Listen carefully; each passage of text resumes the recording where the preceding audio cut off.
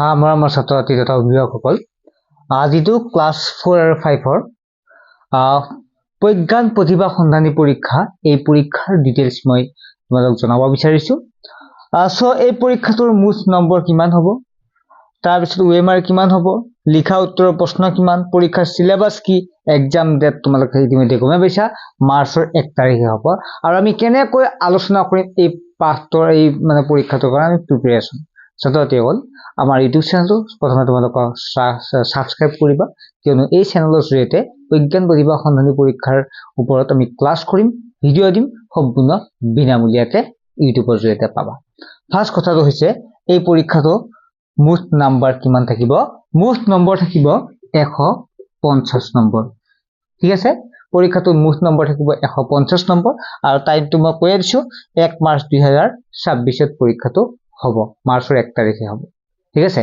এটা নেক্সট কথাটো হল যে ওএমআৰ কিমান থাকিব সব পৰীক্ষাটো দুই ধৰণৰ পৰীক্ষা হ'ব ওএমআৰ সিটো থাকিব আৰু তোমালোকে লিখিবও লাগিব ওএমআৰ সিট মানে কি তোমালোকে হুৰাই যে দিয়া যায় যদি তোমালোকে গুণোৎসৱ পৰীক্ষাটো দি পাইছা তেদুৱাকে গোল চিন দিব লাগিব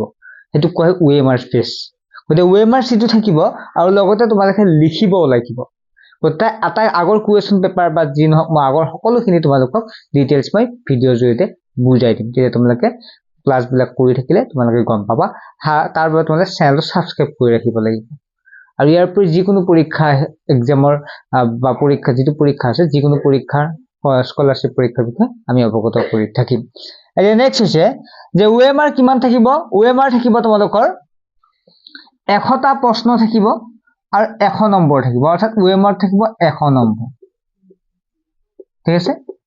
100 নম্বৰ থাকিব ওএমআৰ টোটাল 150টা 150 150টা প্ৰশ্নৰ ভিতৰত 100টা থাকিব তোমালোকে গোল দিব লাগিব ঘূৰাব লাগিব আৰু 100টা আৰু 50টা থাকিব তোমালোকে লিখিব লাগিব ঠিক আছে মই কুৱেশ্যন পেপাৰ দি আলোচনা কৰিম তোমালোকে গম পাই যাবা ঠিক আছে আৰু নেক্সট কথা আছে কিমান মাৰ্কস পালে পাস কৰিবা এটো মই তোমালোকক এড কৰি দিছো কিমান মাৰ্ক পালে পাস কৰিবা বা কেনেকৈ মানে স্কলাৰশ্বিপ পাবা কি মানে কেনেকৈ ৰাখিব পাস কৰিবা আটাইখিনি মই তোমালোকক ডিটেইলছ বুজাই দিম এতিয়া কথা হৈছে লিখা উত্তৰ কিমান থাকিব লিখা উত্তৰ থাকিব 50 নম্বৰ ঠিক আছে মুঠ থাকিব 150 ওএমআৰ থাকিব 100 নম্বৰ লিখা উত্তৰ প্ৰশ্ন থাকিব 50 নম্বৰ ঠিক আছে 50 নম্বৰ পৰীক্ষা সিলেবাস কি সিলেবাস তোমালোকৰ যেটো পঢ়ি আছে কিতাপৰ পৰা আহিব বেলেগৰ পৰা নাহে ঠিক আছে কিতাপখিনি তোমালোকে চালেই হ'ল ঠিক আছে আৰু যেতিয়া মই তোমালোকক কুৱেশ্যন পেপাৰ বুজাই দিম ঠিক আছে যোৱা বছৰ বা তেনেকুৱা আগৰ কুৱেশ্যন পেপাৰ বুজাই দিম তেতিয়া তোমালোকে ধুনীয়াকৈ বুজিব পাৰিবা হল এটো সিলেবাস তোমালোকৰ কিতাপৰ পৰা আহিব কিতাপ চালে হ'ল আৰু কিতাপৰ পৰা মই লগতে ইউটিউবত ভিডিঅ